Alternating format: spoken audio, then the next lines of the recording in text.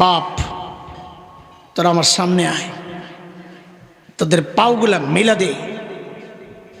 আমি ওই পাওগুলারে জড়াইয়া ধইরা বসে বসে সারা রাত কান্না করি, তাও তোরা গুনাহ ছেড়ে দে,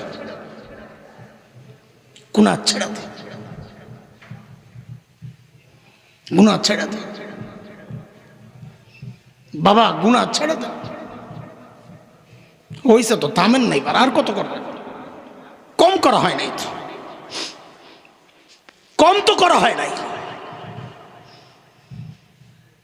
মালিক অপেক্ষায় আছে, আপনি কখন বলবেন রব্বানা, সাথে সাথেই মালিক বলেন হাদিসের কথা, আয়া আলামু আব্দি আন্না লাহু রব। আরে আমার বান্দার এই খবর আছে নাকি তার একজন রব আছে?